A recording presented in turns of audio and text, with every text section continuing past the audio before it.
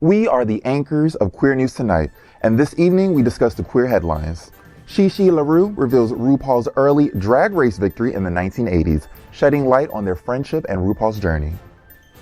FBI and DHS warn of foreign terrorist threats against LGBTQ+ events ahead of Pride Month, citing past incidents. Rowling criticizes Lucy Clark, the first openly trans soccer manager, igniting debate online over transgender rights and representation in sports. New report debunks age-related STI myths, warning of rising rates among older adults, and stresses the need for sexual health education. The 35th GLAAD Media Awards met disruption as 150-plus protesters targeted its pro-Israel ties. Good evening. Welcome to Queer News Tonight. This is the world's first and only LGBTQ+ daily evening television news broadcasting live and available on demand. Available on all smart televisions including Roku, Apple TV, Android TV, Amazon Fire TV, Twitch, YouTube, and even Facebook. It's time to queer up the news for Wednesday, May 15th, 2024. We are live and literally out of the closet and into the headlines. So many of your important stories we're going to tell this evening on Queer News Tonight.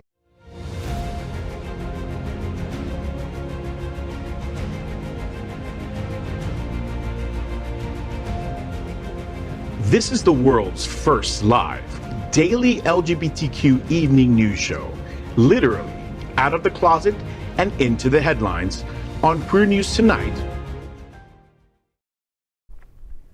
This is the world's first and only unedited live LGBTQ+ evening news show.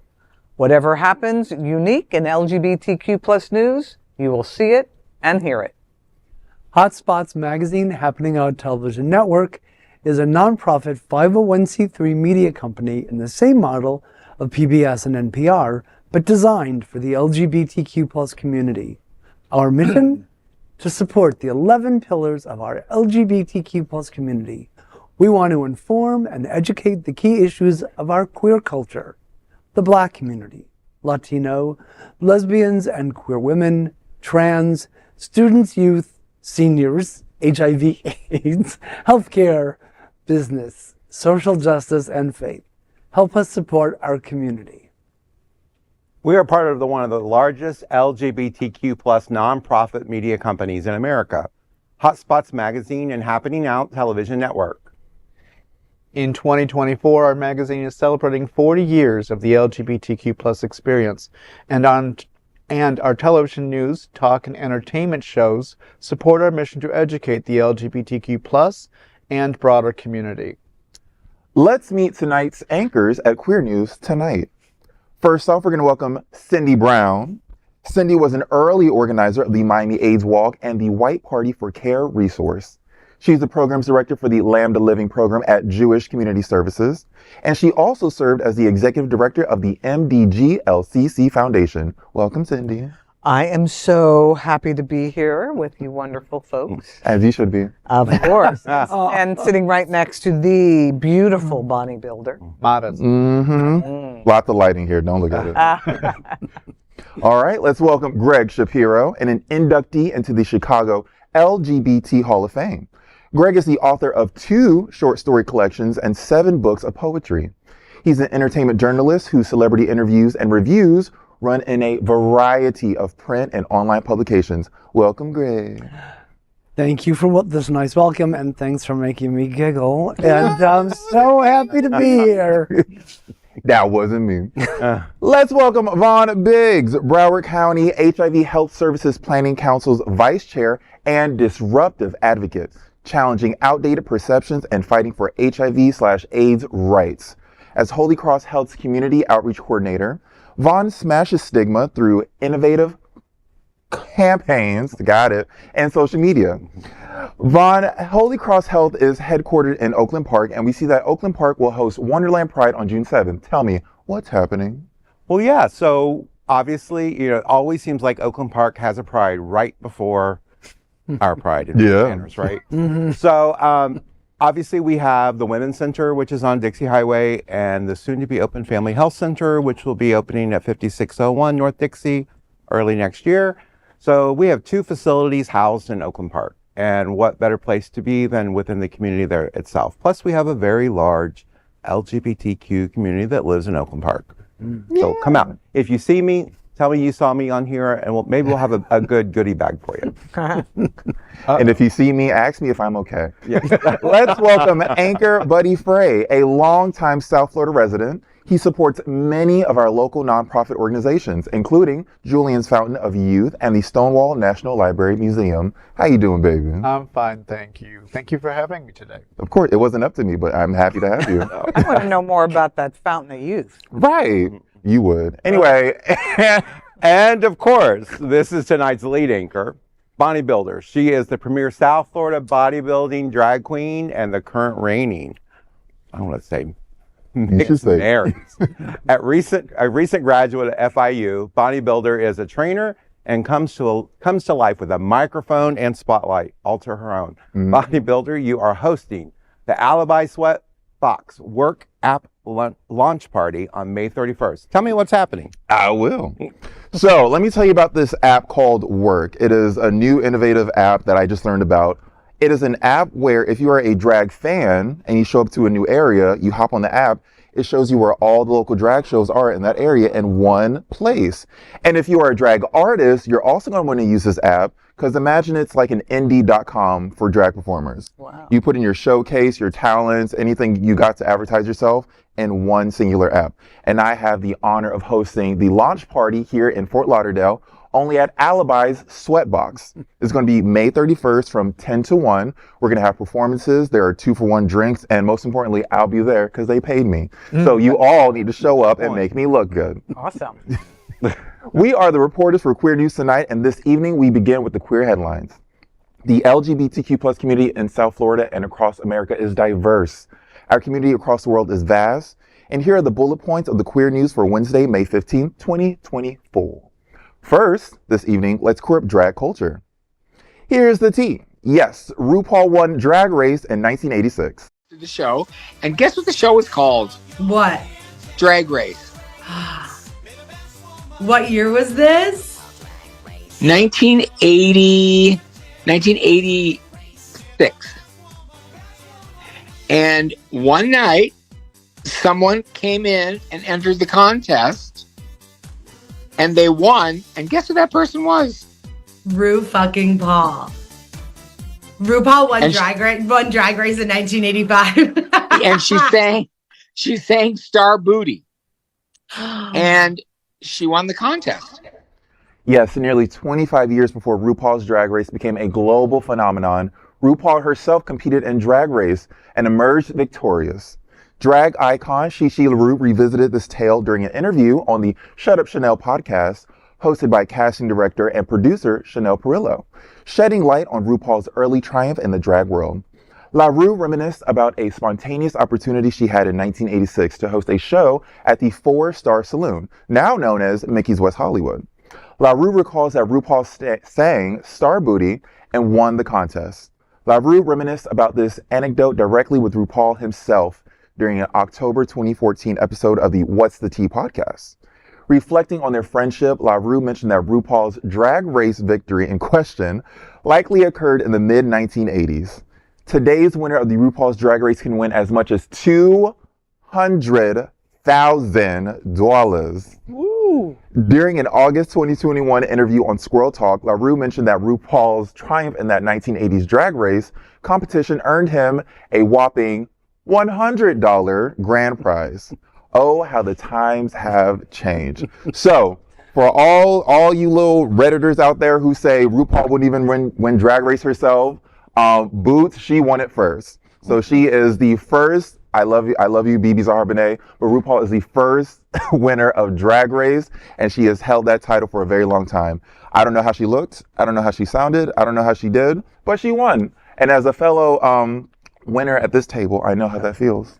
We're all winners at this table. Well, some of us have a scepter, so well, whatever. You know, I think it's awesome, and you know, 1986, maybe $100 was worth $200. Actually, inflation, Maybe $1. it was enough to buy a new outfit or something. But the prizes today, I mean, $200,000. You can pay rent on that. yeah, I mean, they work for that money. Yeah, they do. Oh, dude. Pun intended. Yes, we And I do. would say, RuPaul has shown she's done the work. Right. How many years? 25 years? I can't say it, I'm not allowed, but yeah, long time, very long time. Well, Ruth created the industry. She created Absolutely. it Right. worldwide. Yep. So if anyone deserves the financial gain, it's definitely. Yep. Well, and really 40 years, almost 40 years, because that was 1986 when they won, and then started the show. So in honor of this great moment, I brought my squirrel friend. No, you did not. Shaniqua sent to me years ago by the World of Wonder gang when I mattered. So I just want to say congratulations, Rue, squirrel friend. Brava. Oh my God. Why does it look just like me? That's insane. You don't have have the the same crown. face. We need to get you that crown. We do need to get me a crown. Happening at Television Network. That would be nice. Next, let's queer up the USA View. FBI and DHS issued terrorist attack warning during Pride Month. Just ahead of June Pride Month, the FBI and the Department of Homeland Security have issued a cautionary alert regarding potential threats from foreign terrorist organizations. The public service announcement highlights the historical use of anti-LGBTQ+ rhetoric and the targeting of LGBTQ+ events and venues by many foreign terrorist organizations. In February 2023, ISIS circulated messages containing anti-LGBTQ+ rhetoric and urged followers to target unspecified soft targets. Additionally, 3 ISIS sympathizers were apprehended for plotting an attack on Pride in Vienna, Austria in June 2023. The announcement also mentioned June 12th, which marks the 8th anniversary of the Pulse shooting in Orlando. In recent years, threats against Pride events have been numerous, with various foreign terrorist organizations, FTOs, issuing warnings. However, a more alarming trend emerges from threats by domestic terrorists. A report released in 2022 revealed that instances of anti-LGBTQ+ mobilization had surged by over 4 times from 2020 to 2021, and this concerning trend continued into 2022. In 2023, another report revealed a 3-fold increase in incidents of anti-LGBTQ+ hate and extremism during Pride events compared to the year before. Almost half of these reported incidents were carried out by individuals linked to extremist organizations such as the Proud Boys and Patriot Front. Well, I think that many of us were already on edge and hyper-aware during the orange freak show in the dirty adult diaper when he was in office.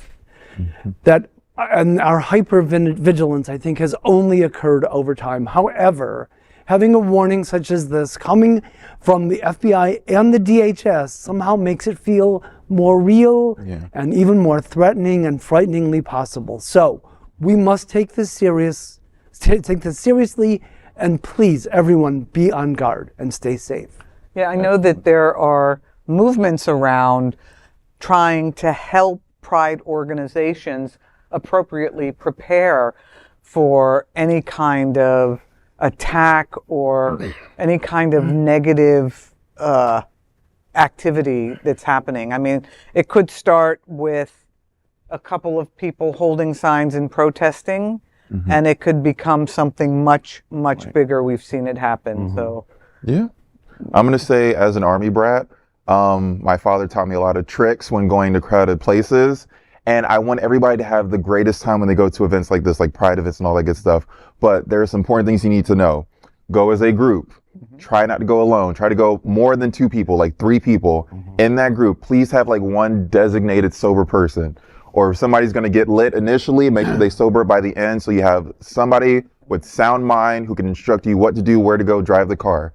Also, make sure you identify exits where you need to go. again, I don't want you to be anxious. I don't want you to be on edge, but I do want all of us to be safe I don't want you to be on edge, but I do want all of us to be safe And prepared. and be prepared. We can't go into this blindly. There are people gunning after us, and we will not be scared. We're not going to stop coming out, but we will be prepared, and we have to watch our own backs. We see something, say something. Exactly. Right? Yep. Well, and this is also, the younger generations. Thank you. Appropriate. Yeah, it's their turn to protect us. No, No, I'm just kidding. It's just, I think it's important. I mean, my whole life, I've lived all over the world in different spots, and you've always had to learn where you are, who you're around, and like you said, where's an exit. I mean, it's a common sense situation, but at the same time, because of the last 5 years or 6 years of the rise in hate in general, everybody seems to hate everybody lately. That, and even down here, we're the home of the Proud Boys, we're the home of the Patriot Front.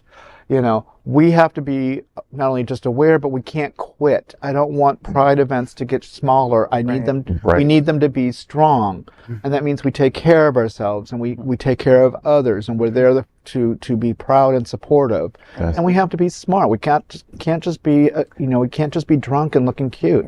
That's not good in the world, regardless of how old you are. That is Exactly. right. Not everybody looks cute out there. Yeah, well, that's important. But I mean, I don't want anyone to quit going. Right. Exactly. We do need to continue going. Absolutely. Nothing is going to keep us at home. Nobody's going to put me back in the closet. Absolutely not. No I don't way. fit. I got a fat ass. Well, now let's queer up trans rights. J.K. Rowling does it again, has a Twitter meltdown on race and trans woman Lucy Clark. Once again, J.K. Rowling sparks controversy as she targets Lucy Clark, the world's first openly trans soccer manager. Rowling reignited her online critique of transgender individuals, taking aim at Clark in particular.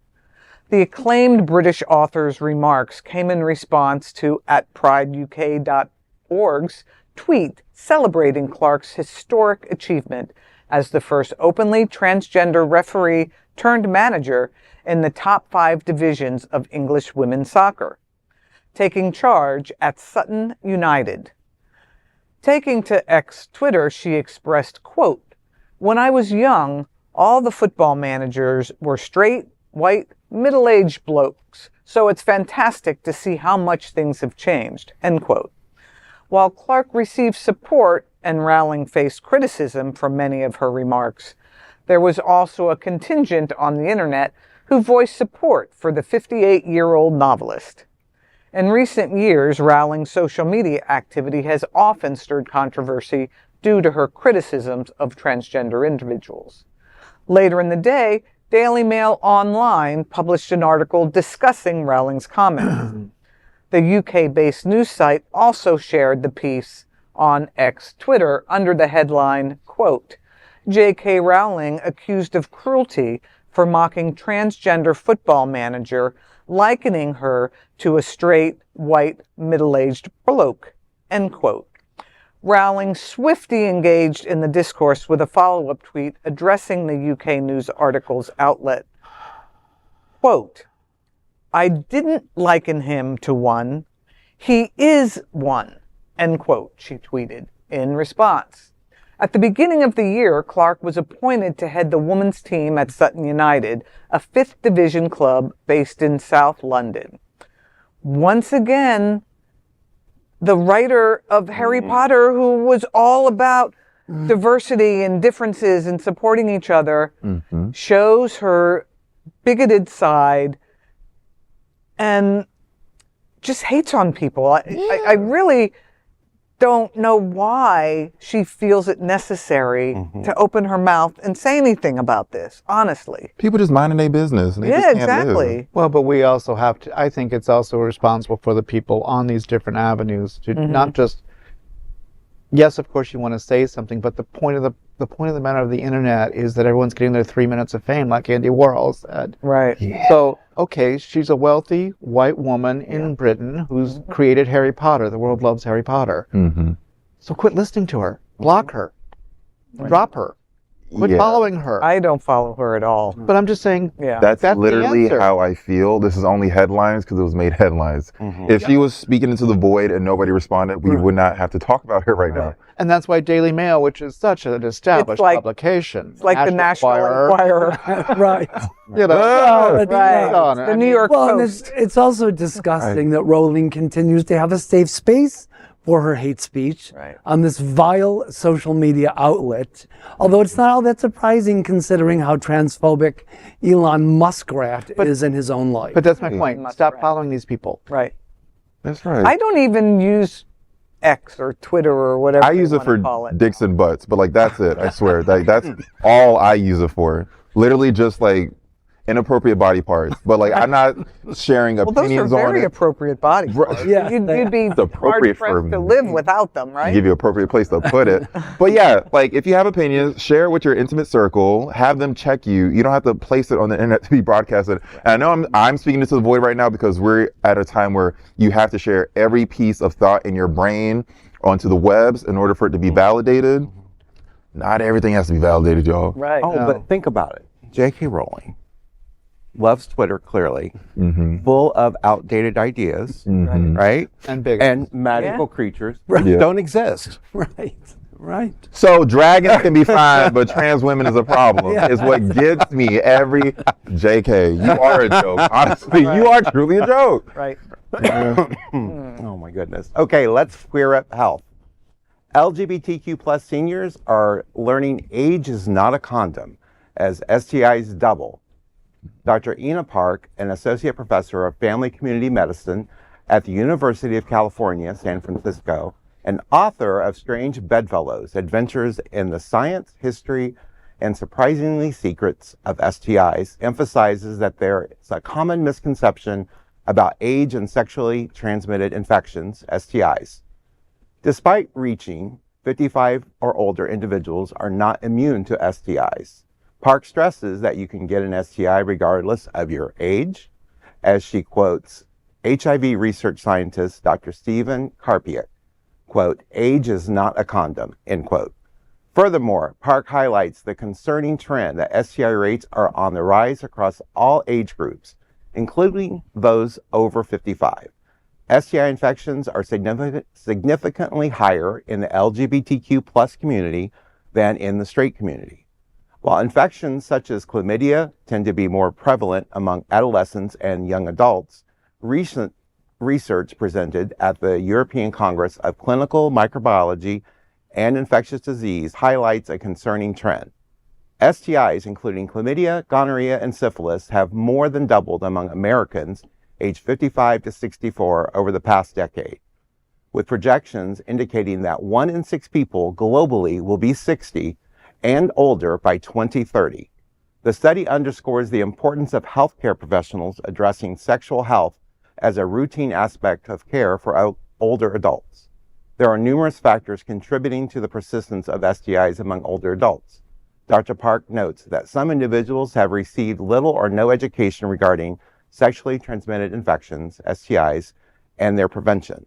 Others may have been solely educated about unplanned pregnancy or subjected to fear-based teachings that primarily emphasize graphic portrayals of the worst-case scenarios associated with STIs. Well, someone who's 60 and proud of it, but quite proud of it.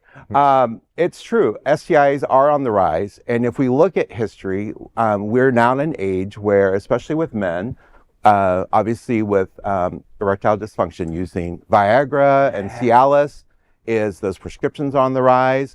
We have hormonal therapy for women who are enjoying sexual pleasures on their own as well. And with that in common, there's no education behind it.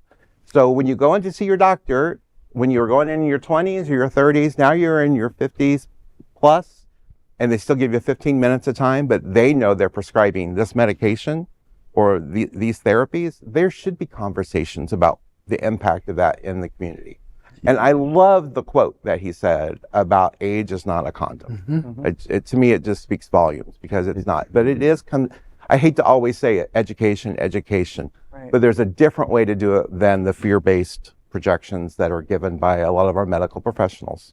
And Viagra is definitely one of those numerous factors because nothing's scarier than a 75-year-old man with a heart on. And he just thinks... Are you hard right now? It's crazy. Just a little, the outfit. a little younger than that. But I'm just saying that, and they just think that they're unstoppable. They think they're young again because they're hard, and it's like, no. And the thing is that we know living here in South Florida, we know about the Villages, which is just north of us, and how they have some of the highest STDs in the country. But the thing that's really sad is that if you are a queer person and you are over 55, chances are you lived through the worst. You lived through the AIDS crisis. You lost friends, many friends. And so why do you think you can throw caution to the wind now, even though you're older? You should not be changing the behaviors that you've learned in the past. And that's the hardest part. But I think it's got to go beyond just the medical aspects of it. I wish Hollywood and those that have the platform for media would start doing movies based on older people being in love. After the widow, after being a widow or a widower. I wish they would talk. I mean, 90% of the things that come out anymore, it's like if you're over 35, you're dead and you have no sex. Yeah. Well, I work with LGBT seniors, and I would say that a majority of these folks who are getting STDs or STIs are a majority of them are straight because they didn't go through those things. Right. That's right. But in terms of the gay community, especially the gay male community, it is beyond me that people who live through it, who know better.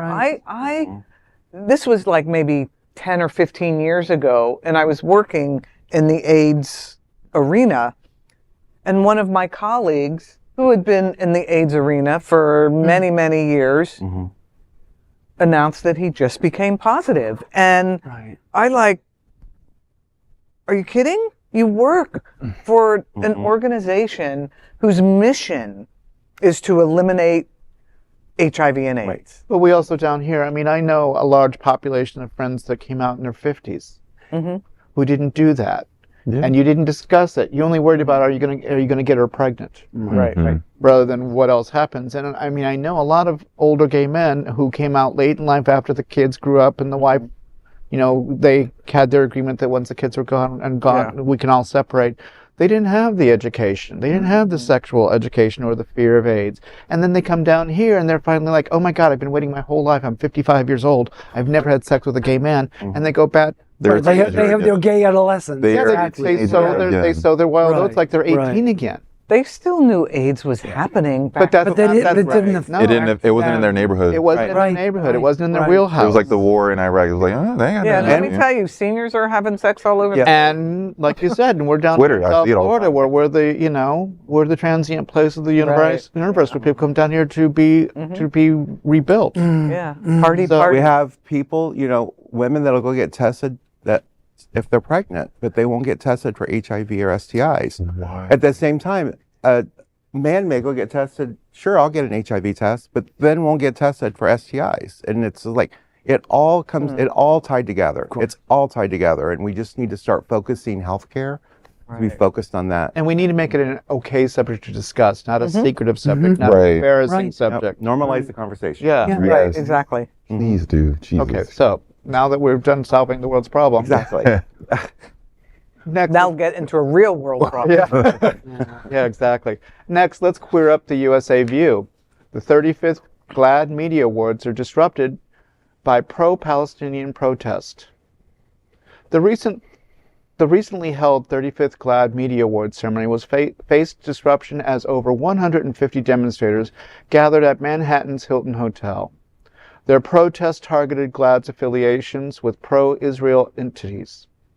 Leading the demonstration was ACT UP New York, joined by numerous queer Palestinian artists, activists, and organizers aiding Gazan refugees in Egypt. Sarah Ramirez from And Just Like That, and also Grey's Anatomy, lent the support too. The protesters demanded GLAAD address the Palestinian cause and sever connections with pro-Israel groups like the Anti-Defamation League, along with corporations accused of union busting. including Google, Walmart, McDonald's, Disney, Hulu, Coca-Cola, and Amazon, P&G, and IBM. While demonstrators on the street rallied with chants, a group on the 42nd floor of the hotel unveiled a sprawling 40-foot banner emblazoned with "New York loves Gaza." This banner prominently features the watermelon symbol intertwined with ACT UP's iconic pink triangle, originally conceived by Grand Fury in 1987. Amidst the clamor of protesters outside, drag performers Chiquita and Didi Opulence caused a stir within the ceremony as they passionately chanted, "GLAAD is complicit in genocide," during Ross Matthews' speech. Security swiftly escorted them out. Following the protest, a representative from GLAAD provided a statement to the advocate saying, "It unequivocally condemns genocide or any violence against innocent individuals. We stand for the principles of free speech." This is difficult for me. I know the world is tied up in, obviously, the issues in Israel and against the Hamas and all that. And this is difficult for me to understand how people would go to something like GLAAD, which is trying to bring some happiness to the world and open up avenues to discuss a lot of different subjects, from comedy to serious political statements. To sit there and choose an event like this where you just want 10 minutes to not be hearing about it, because we need that break sometimes. Doesn't mean we're ignoring it, doesn't mean we have sympathies to everybody involved, but sometimes I think there's better ways to discuss our disagreement and our disappointment and our political statements than at events like this. I mean, in my opinion, this doesn't seem to connect very well for me. Yeah, and obviously I work for Jewish Community Service. I myself am not personally Jewish, but I have a strong affinity to the community, and I've been to Israel twice, and I am a strong supporter of free speech, 100%. I will also say that the Anti-Defamation League is also a strong supporter of free speech. And the community. And the community, absolutely. They're strong supporters of the LGBT community. They don't support the humanitarian crisis. Right. Everyone should be able to agree that what is happening to the people, the innocent people in Gaza, is horrific. And it's unfortunate that Hamas has created an environment where they are using these people to protect themselves. That being said, what is happening as a result of these protests is, first of all, people who have no idea about the issue are listening to what somebody says to them and repeating it. And first of all, this conflict has been happening for like 4,000 or more years. Yeah. Right. And so anytime I hear, and all the American presidents say it, I'm the one who's going to get these two people. You're not going to get these groups to talk to each other. It's not going to happen. But one of the really sad things that's happening, and we see it on the college campuses, all these protests. First of all, they're outsiders coming in to fill these students' heads. I agree that there are reasons to protest. Right, but what they're saying and what they're doing is creating a horribly unsafe environment, especially for Jewish students, excuse me, who may or may not have a connection to the state of Israel. Right. But this is also, in this situation, being specific to the GLAAD article, this because of the confusion of the combination of, now we're talking about anti-union busting. Excuse me, connect the dots. I'd like to know how your so-called topic of being anti-union is connected to Gaza. There's no dots that I'm coming up with in my head. So this is becoming convoluted, and it's no longer a productive conversation. Well, and that's possibly where the outside agitators are all coming in. They're just taking advantage of a situation that's already horrendous. Right. It's just an angry emotion. Well, So if I could it's add confusing. my 2 cents. Excuse me. I think the point of protesting is to be disruptive. Yes. And although we appreciate the efforts of people putting the GLAAD Media Awards together, the people undergoing this horrific situation don't really care about the GLAAD Awards. There are people, as you've seen in the news, there are situations where local law enforcement are being so abusive to those peacefully protesting. I saw a video today of an officer unmasking a person on the news that the world would see who this person is protesting. They didn't do that when the alt-right boys was protesting, but they'll do it to these. Right. So yeah, I understand not understanding why they're doing it in this fashion, but they're not doing it so you understand it. They're doing it so that they can be heard. But the message is lost. The message is lost because we didn't delve into what they were actually saying. We're getting the secondhand point of view from it. Maybe there was a lot more thorough speech being said in that place where they are. We didn't have access to it.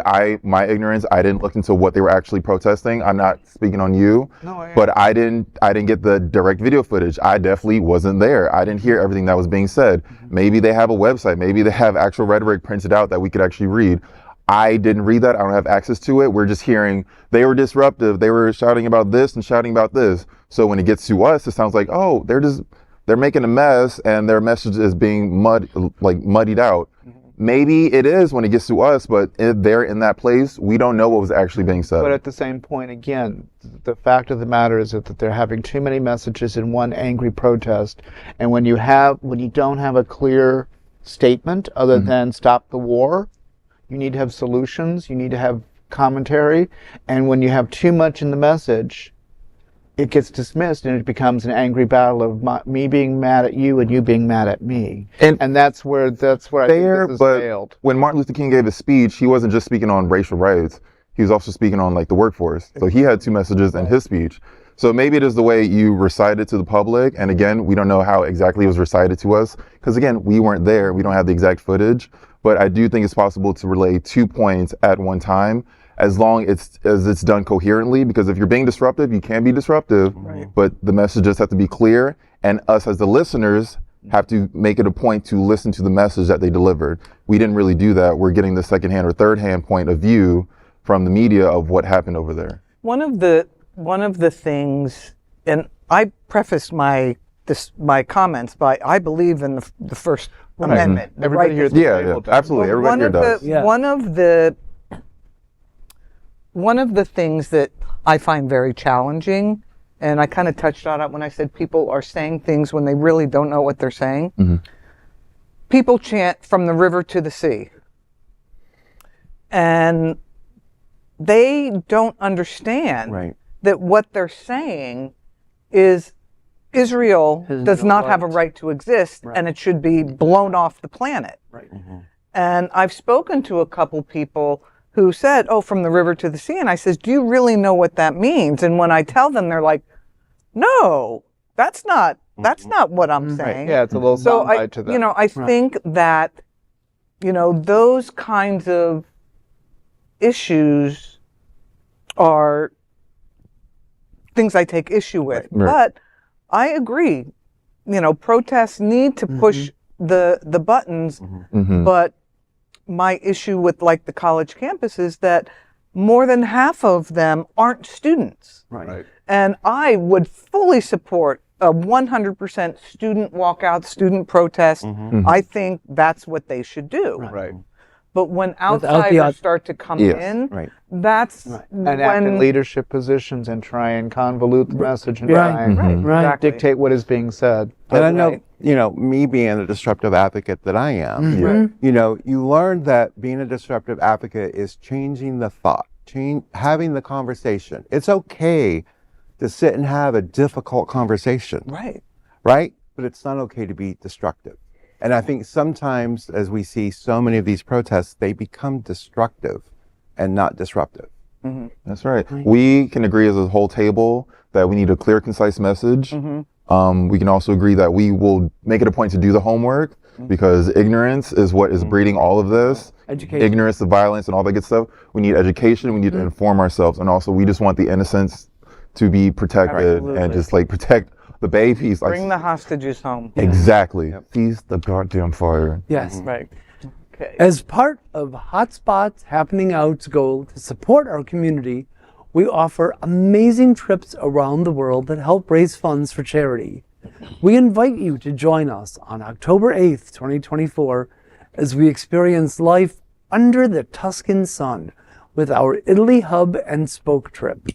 Spend 15 days in the heart of Tuscany from just $1,799. Find out more at happeningout.travel/Italy.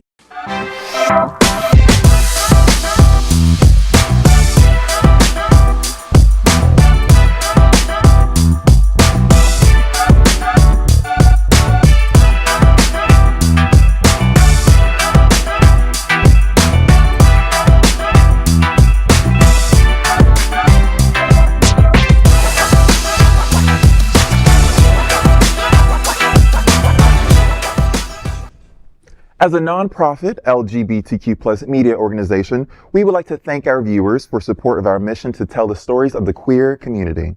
We also thank the generous support of Jets Pizza. Jets is the LGBTQ+ community's most popular pizza in South Florida. Take a look around these streets. Do you really think we woke up one day and said, yeah, the world needs more pizza? Nah, just a better one. Better, like the world's best pizza, Jet's Detroit-style pizza. Hand-pressed and baked to the thickest, crispiest crunch. You're welcome. Now visit jetspizza.com and save. Click on hot deals for special offers in your area. Jets, better because it has to be. I'm going to have a piece of this pizza as soon as we're done with the show. Next, we're proud of our special partnership with Sunshine Cathedral, the world's largest queer church here in Fort Lauderdale. Supporting that partnership, we're broadcasting from our permanent set here at Sunshine Cathedral at the Happening Out television studios. We broadcast Sunshine Cathedral Sunday International Service at 10 a.m. every week.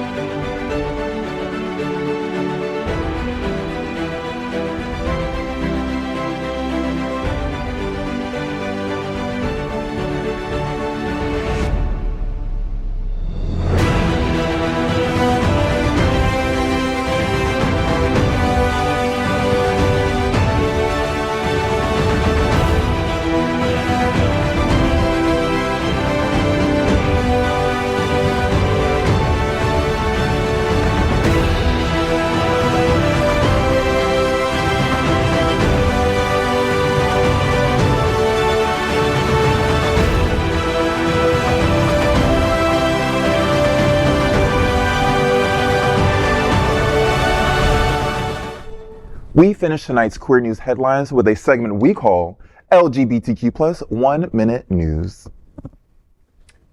LGBTQ+ 1 Minute News. Let's queer up entertainment. It is confirmed. Red, White, and Royal Blue sequel in the works. Red, White, and Royal Blue 2 is underway. Director Matthew Lopez and author Casey McQuiston revealed sequel plans during Culver Theater panel. Following Amazon MGM Studios presentation, Lopez announced, quote, "Yes, there's gonna be a sequel," end quote. McQuiston stated that they both are writing it together. Is there going to be a sequel? Like, are you working on anything? Yes, there's going to be a sequel to that. Matthew and I are writing it together.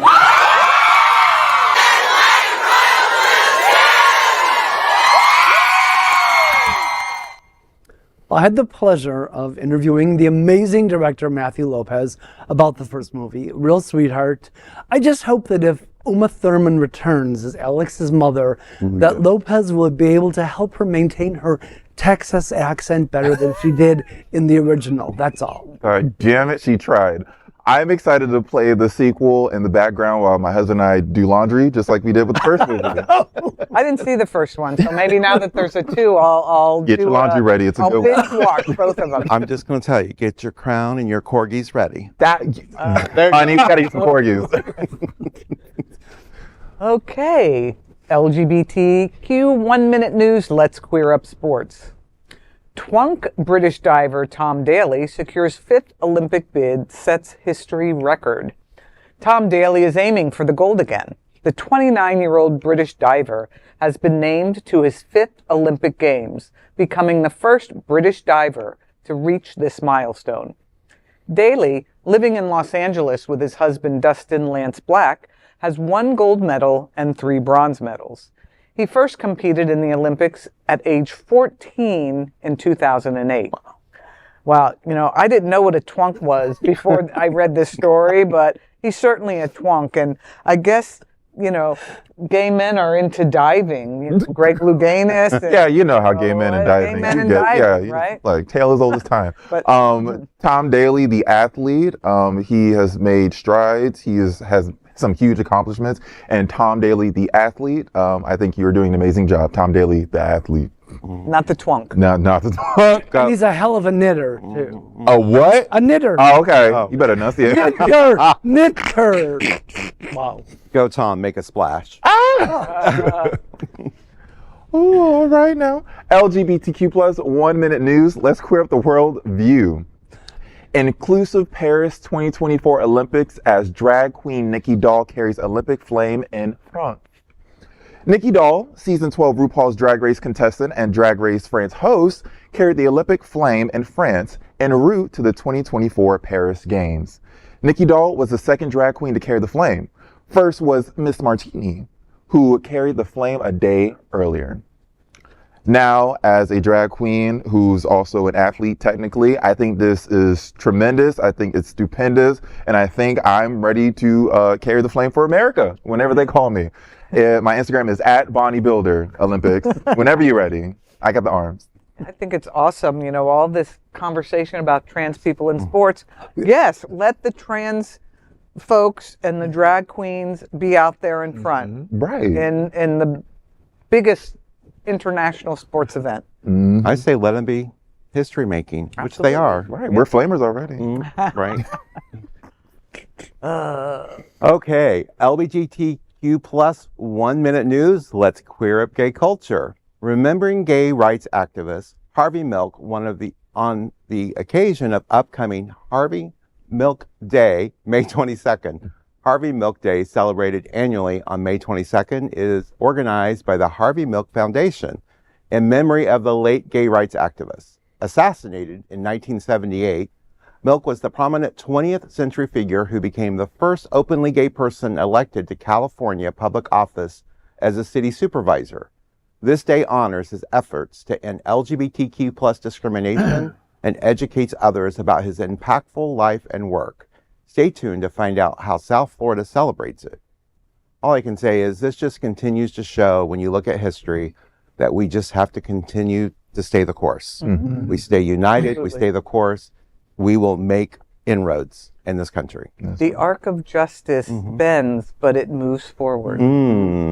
Well, I look forward to the day, although I doubt it'll be in my lifetime, that Harvey Milk Day becomes a national holiday. That would be incredible. Would be nice. Also, we need to take away from this, stay gay, stay educated, and please stay in politics. Yes. We have a place there. Yes. And vote. And vote. LGBTQ plus 1 minute news. Let's queer up sports. Kansas City Chiefs star Harrison Butker bashes LGBTQ plus and President Joe Biden. Kansas City Chiefs star Harrison Butker has faced backlash for a graduation speech at Benedictine College, where he labeled LGBTQ plus Pride Month as sinful and criticized President Biden's pro-choice stance. Butker, speaking at the commencement address at the Catholic Benedictine institution, asserted women would be happiest as wives and mothers and condemned what he termed as dangerous gender ideologies. I'm certain the reporters at the AP could not have imagined that their attempt to rebuke and embarrass places and people like those here at Benedictine wouldn't be met with anger, but instead met with excitement and pride.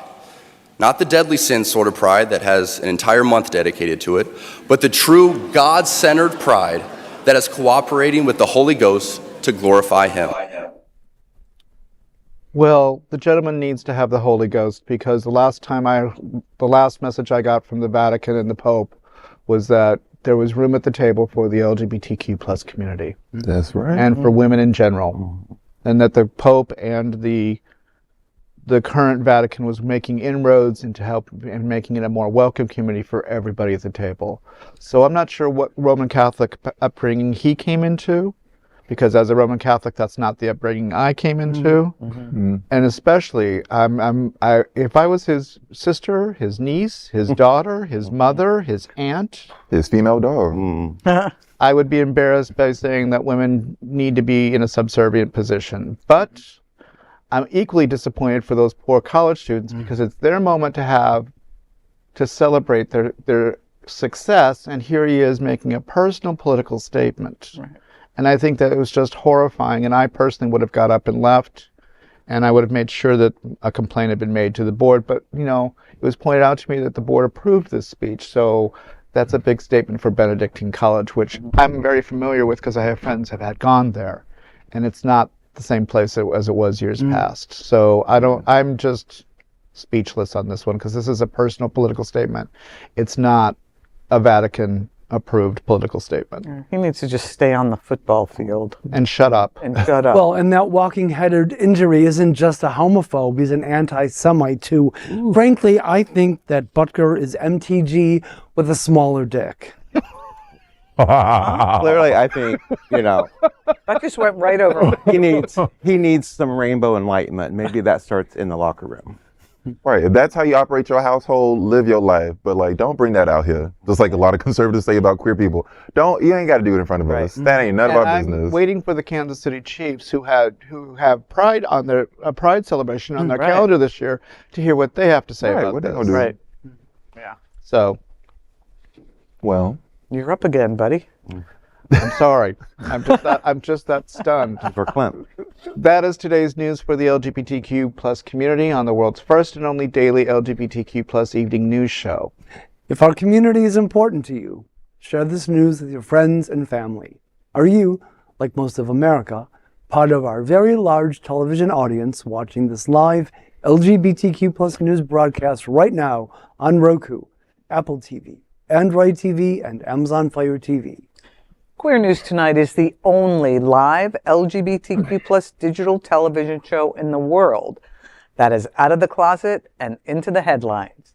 We need your support. If our community is to grow, we must tell our stories and bring them to the attention of the broader world. This is the only place in the world that tells these types of LGBTQ plus stories in motion and sound. That is the passion of Hot Spots Magazine, Happening Out Television Network, and Queer News Tonight. I am your anchor, Bonnie Builder, and on behalf of these LGBTQ plus reporters, the anchors of Queer News Tonight, including Cindy Brown, Gregg Shapiro, Vaughn Biggs, and Buddy Frey, we will see you daily at 8 p.m. to our LGBTQ plus world. We wish you good night.